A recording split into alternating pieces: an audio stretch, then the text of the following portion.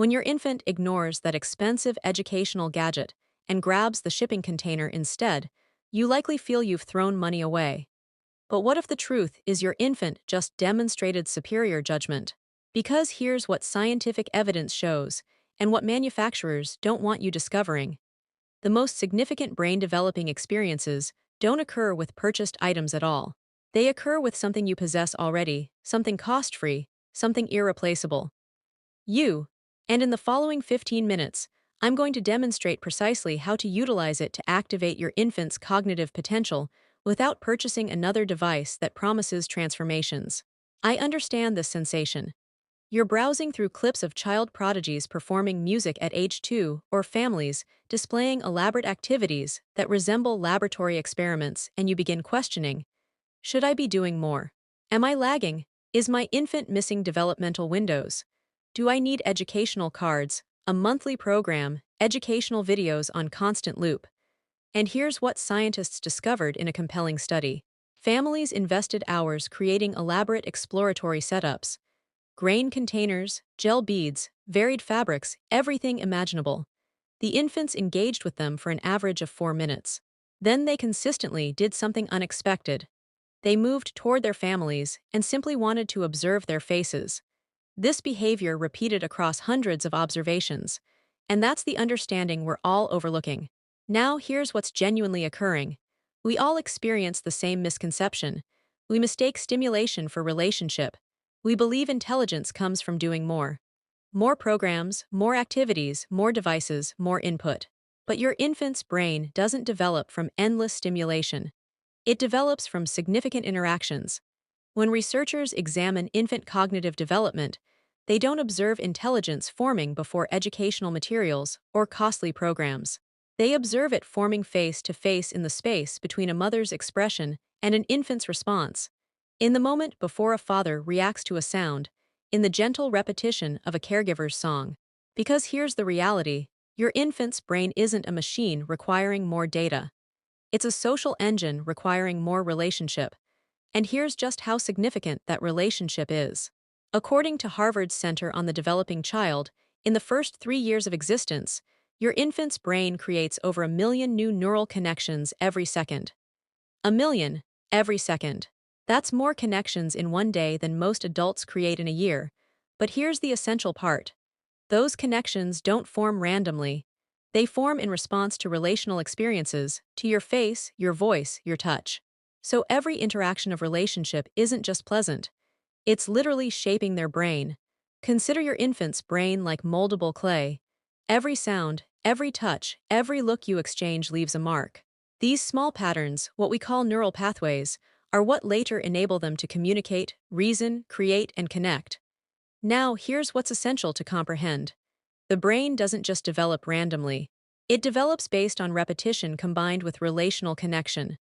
When you engage with your infant, especially when it's filled with warmth, visual contact, and responsiveness, their brain activates intensely.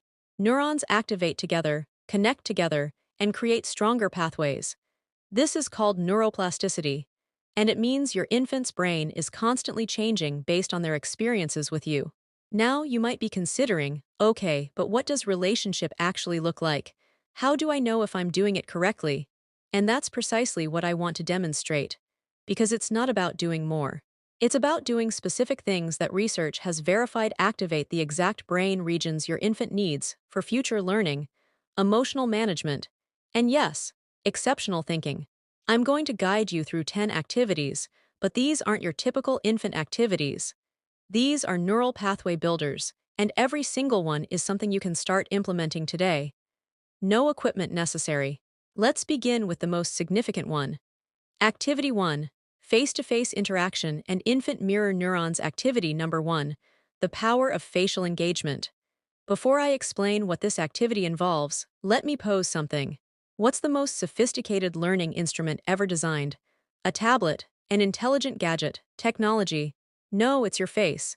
And here's what you need to accomplish with it. Position yourself face to face with your infant 6 to 12 inches away and simply observe them. When they vocalize, you vocalize back. When they grin, you grin bigger. When they create an expression, you create it too. Now I know what you're considering. That's it. That can't possibly be sufficient. But here's what's genuinely happening in that interaction. When you reflect your infant's expressions and sounds, you're stimulating their mirror neurons, the brain cells responsible for understanding, emotional awareness, and comprehending other people. You're instructing them how to be human. And those abilities, they're the foundation of every form of intelligence that genuinely matters. The kind that creates relationships, resolves problems, generates connection. So stop, pause, allow them to lead, reflect, respond. That's not just bonding. That's brain construction. The kind neuroscientists can measure on brain scans. Real physical transformations occurring in real time. Relationship equals cognition. Activity 2. Sensory exploration with everyday items. Activity number 2. Sensory discovery. Now, that's about what your infant observes, but what about what they experience? Your infant's brain is a sensory processing powerhouse, and every new texture generates new neural connections. But you don't require costly sensory containers, you just need everyday objects. Allow your infant to touch a gentle blanket, experience cool water on their hands, hear the sound of paper, smell fresh herbs from your kitchen. Developmental observations demonstrate that when infants around 6 months old explore containers of safe household objects, a wooden utensil, a smooth fabric, a rubber tool, they can maintain attention for 10 minutes or more, just experiencing different textures. That level of focus is remarkable for that age. That's their brain constructing sensory integration networks. The networks that later enable them to process information, manage their body, and maintain focus. So provide them textures. Allow them to discover, trust their inquisitiveness. Activity 3. Narrating your day to boost infant language skills. Activity number 3. Daily narration. Here's something that might astonish you. The most significant language instruction doesn't occur with simplified speech or educational videos. It occurs when you describe your day. Here's what you accomplish. Describe your routines. Now we're putting on your footwear. 1, 2. Oh, these are gentle. Can you experience them? Now we're moving to the kitchen. Do you hear the sounds outside? Now, you might assume your infant isn't processing because they can't reply yet. But here's the surprising truth. Language before speech is understanding in development. Every word you express is connecting their brain for communication. You're expanding their vocabulary, instructing them conversation rhythm, and providing them a mental map of how the world functions. The University of Washington's Institute for Learning and Brain Sciences monitored infants from birth through age 3. The findings were remarkable. Infants who heard more conversational words scored 30 points higher on vocabulary assessments by age 3. And those benefits persisted through elementary school. So describe, explain, narrate. Your voice is constructing their vocabulary right now. Activity 4. Music and rhythm for early brain growth. Activity number 4. Musical interactions. So we've addressed talking, but here's something that astonished me when I discovered it. Singing to your infant isn't just pleasant, it's neuroscience, and the impact is bigger than you might realize. Here's what to accomplish. Sing simple melodies with clear rhythm, slow them down, emphasize the beats, clap along or tap their hands gently, twinkle, twinkle, little star, pat a cake, row, row, row your boat. But here's why it matters. Rhythm constructs auditory processing in the brain, and auditory processing is directly connected to future reading abilities. A landmark study from Northwestern University's Auditory Neuroscience Laboratory discovered that infants who experience rhythmic engagement develop better temporal patterning in their brains, improvements that were measurable even a year later. So don't worry if you can't maintain pitch. Your infant doesn't care about tone. They're absorbing the rhythm and the relationship. That's the capability to recognize patterns and sequences, which is fundamental for reading, mathematics, and problem solving. Sing, hum, improvise as you go. That's brain constructing power.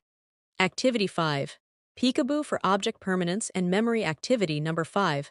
Hiding and revelation games. Peekaboo isn't just entertainment. It's neuroscience disguised as joy. Here's what you accomplish. Conceal your face behind your hands or a cloth. Build anticipation. Then reveal with a big expression. What's occurring in your infant's brain? They're developing object permanence, comprehending that things still exist even when they can't observe them. They're constructing working memory, discovering cause and effect. Every time you disappear and reappear, their brain is creating predictions, testing theories, and celebrating when they're correct. That's the foundation of analytical thinking. So, hide, reveal, laugh together. You're instructing them how to think. Now you might be noticing a pattern here. These activities aren't complicated. They're not costly, but each one targets a specific area of brain development with remarkable precision. Activity 6. Reading ritual for language and focus. Activity number 6. The reading practice. Reading to your infant might feel purposeless when they can't even communicate yet. But here's the truth. The earlier you read, the sooner their brain discovers to appreciate patterns. Here's how to accomplish it. Select any book. Board books, picture books, whatever you possess. Use different voices. Modify your tone. Trace the pictures with their hand. You're not instructing them to read. You're constructing auditory sequencing, visual attention, and emotional bonding all at once. And when you read the same book repeatedly, yes, even for the 100th time, you're strengthening neural pathways through repetition. That's how learning occurs. Repetition with relationship. Relationship equals cognition. Harvard's Center on the Developing Child analyzed decades of data and discovered that the number of words a child hears by age 3 is one of the strongest predictors of their third-grade reading level.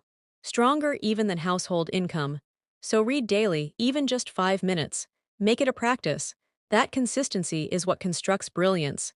Activity 7. Tummy time and movement for cognitive plus motor skills. Activity number 7. Movement and floor exploration adventures. Okay, so we've been working on their minds, but remember the brain and body aren't separate. They're collaborators. Which brings us to movement. Every motion is a brain workout. Here's what to accomplish. Provide your infant plenty of floor time. Modify the textures beneath them. A gentle blanket, a yoga mat, a textured surface. Allow them to reach, roll, and explore their bodies. But here's what developmental neuroscience has revealed. Motor movement isn't just about physical strength. It develops spatial reasoning, body awareness, and coordination, all connected to cognitive development. When your infant reaches for a toy during floor time, they're not just strengthening muscles. They're constructing neural connections that will later help them comprehend distance, direction, and problem solving. In fact, studies demonstrate that infants who receive more floor time score higher on problem-solving tasks at 18 months. So make it engaging. Place toys just beyond reach. Get down on the floor with them, encourage them on. Movement is thinking and thinking is movement. Activity 8.